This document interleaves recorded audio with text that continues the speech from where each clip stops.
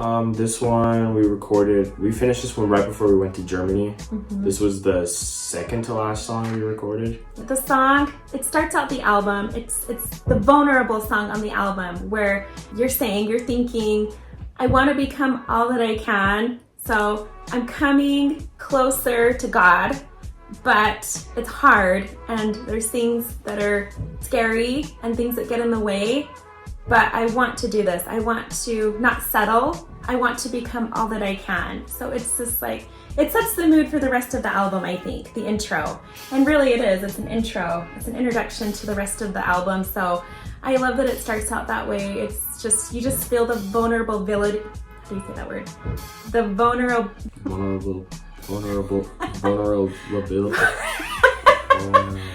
vulnerability of the song. Yeah, it's just, if you go through this whole album in order, there's wisdom in doing that. It just works, it flows together, and I just love the intro, how it sets up the rest of the mood for the songs for the album.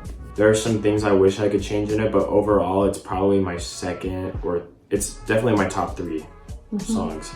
Yeah. That one's really fun, and it's very upbeat and fast, and it's a little bit of a shorter song, but it's just fun the whole way through. This was a song where I wanted to express to my kids that I have a lot of favorite things in life. There's just a lot of things that get me excited and happy, things that I look forward to, things that I love. But even if I had endless amounts of all of these things, they still wouldn't compare to my real favorite things, which are my kids. So that's what the song is about. It kind of reminds me of that song. What's that song at Christmas time? From The Sound of Music. Favorite things? Silver white winters that melt into springs. These are a few of my favorite things. Is it called My Favorite Things? It's like raindrops and kittens and mittens, apple strudel.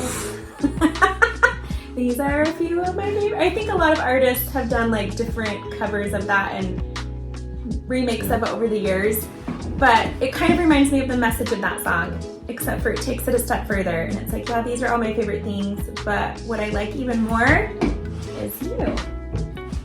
So that song's special. Also, that song, I don't even remember if I did this on purpose or if it just happened, but the beginning of the song reminds me of Take On Me by Aha.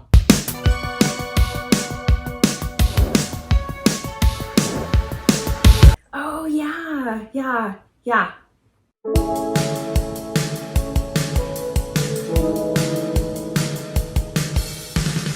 Definitely. That's just something I noticed. I don't remember if that's what I was going for, but I think I just wrote it and then I listened back and I was like, oh, it sounds like the beginning of that song. Not a bad thing. It didn't copy it, but it just reminds me of the beginning. Yeah.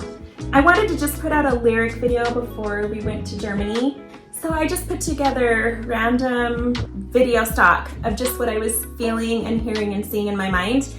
But I have a video in the works that's actually going to show scenes from my kids' childhoods, and it's just going to go through all these memories. That's in the works. That's something I'm working on. So that's something you can look forward to maybe by the end of this year.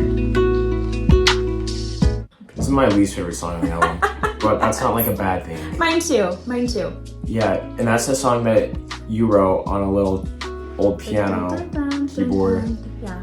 And wanted me to do something with it. Everything went wrong and I had to like redo it. I think I like had to redo everything like 3 times, and it just was frustrating. And still, like, the final product I'm not the most happy with, which is funny because like if you're not happy. It's called If You're Not Happy. And I'm sure other people like it. Yeah. But maybe it's just because I listened to it too much, but yeah, it was just a process. Yes, it was. And the message of the song is all about how you often look at what you have and you're content for a while, but it's when you start to look at what you don't have that you start to lose that happiness. Because it talks about in the song, the grass is always greener on the other side. And it's all about, why can't you just be happy with what you have? And as soon as you're grateful for what it is you do have, you stop looking over on the other side of the fence and you're finally happy.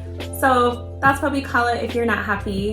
If you listen to the words, you'll get it, but it sort of just tells the story and it kind of pokes fun at it. It's kind of humorous. It's kind of a funnier song if you listen to the words, but it is. It's something that we can poke fun at because we're all guilty of doing it, right? We're all guilty of envying what we don't have.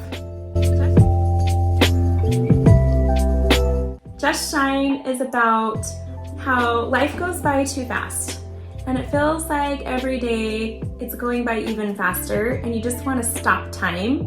And because you can't stop time, you just need to be present in the moment and just shine. And so instead of thinking I wish I could have, or I should have, or someday I will, it's kind of a song that helps you center and focus in the moment now and be like, I will just be right now. I'm just gonna shine. So I think that's a message we really need for today, for sure. This song started off, I sent you a song and I called it like Janet Beat or something, because I just was like playing around because I was like, I think that was around the time there was like a series of Janet Jackson documentaries on TV. So I was like, you know what? I'm just gonna make something with a beat that sounded like Janet Jackson, but like add some more fun things in. And I sent it to you. It was kind of just like a joke, but like a little experiment, but it kind of became, I think, like one of my favorite songs on the album. It's fun. It reminds me, this band from the 80s, there was a song that they did called Lean on Me. Lean on me, we are not strong.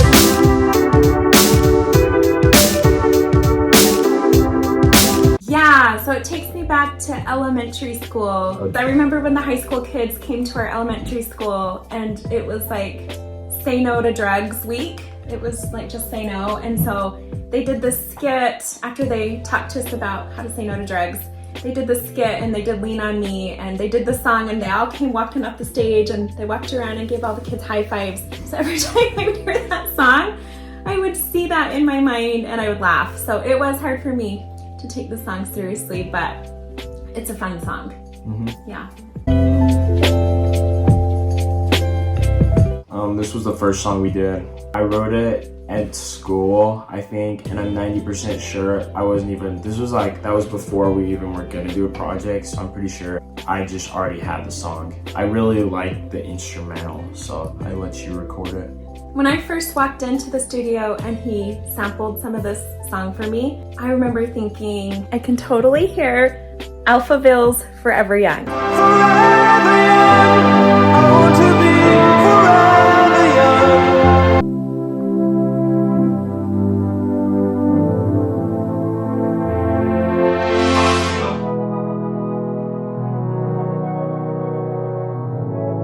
This life without you. This is gonna be a really good album. Yeah, and even when I listened to it back, because this song is already released and like, I guess we made it almost a year ago, there's a ton of things that I would totally go back and change to make it more higher quality, but I definitely feel like it still is good, like very good for what it is. I like higher quality music, but like the quality isn't gonna stop me from listening to a song, so I still listen to When I'm Without You. Yeah, it's fun to sing along too. It's one of those songs you want to sing. Yeah, I like to stick that in a lot of our songs where it just goes up really high, and sometimes I try to go as high as I can and push the limit, and Gabe has let me know there is a limit and we should never go past that limit. Well, sometimes it was just like 400 recordings just to try to hit a note that like she couldn't hit, but she was just gonna I could hear it. She was just gonna keep trying until she could get it on recording. Yeah. That was like half that song. Yeah. We were successful though.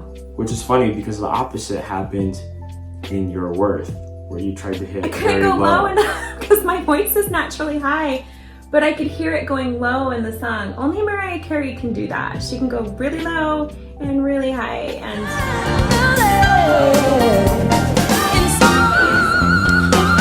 I could not. So I had to drink a ton of water and we finally did it.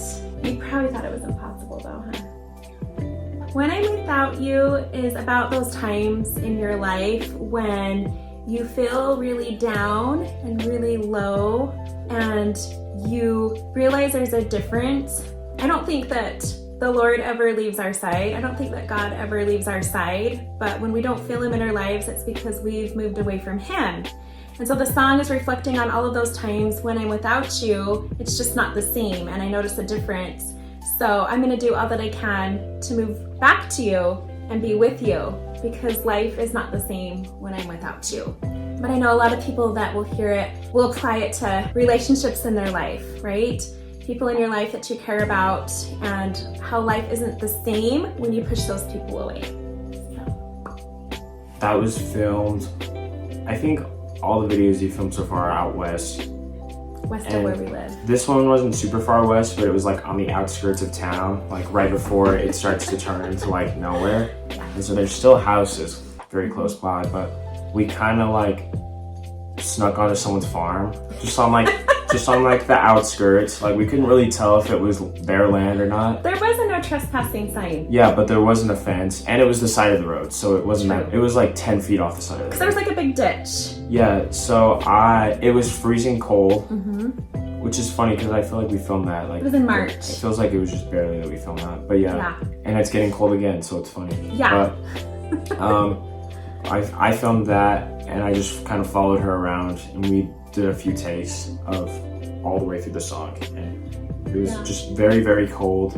I said to Gabe, I said, whatever location we pick for this video, I want it to be a location that nobody can guess, because there's a lot of popular locations out here that people film and do photo shoots. I did drive past it the other day. You did? I was like, oh yeah. Memories. Yeah, I think we were just driving down some dirt road, and I'm like, there, straight ahead, yonder, that is it. It's out by Black Island Farms. It is. It's out by Black Island Farms, but there was literally nothing on that road. It was like so desolate. So it worked. It worked for the video. Yes. Yes. I noticed for the videos, I tend to film outdoors for every video. There's just something really good about filming outdoors. I love it. Oh, this one's my favorite song because it's like really one of the only songs where I feel like I kind of got used to mixing your voice, and I was definitely better at what I wanted to do, and I feel like it sums up the album very good, and then also the sound of it is like very satisfying. It's just like one of my favorite songs, like instrumentally too, that I've done. It's good. It's really good. Every song is different because I feel like every song, it would come from a song, like she showed me a Celine Dion song. It's the song Think Twice. Don't say what you're about to say. I took the opening synth. If you listen to it, it's a pad, and I picked one that was very more like analog 90s that matches the sound of like the very beginning, and then pick similar chords, and that's kind of where I went from there. It's a whole different genre, but you can see the inspiration. Yeah.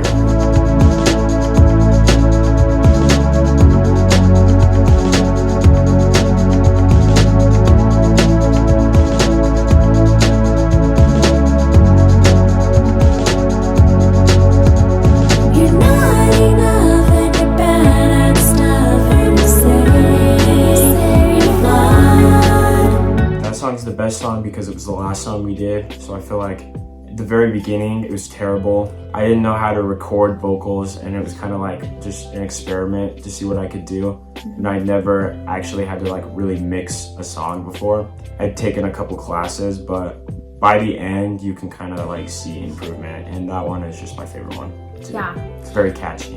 It is. The whole message behind that song is we all know someone in our life, and for me it's some of my kids who have times where they're really down and out, and they just don't feel like they have any worth or value. It's when their self-esteem is, it's taken a nosedive.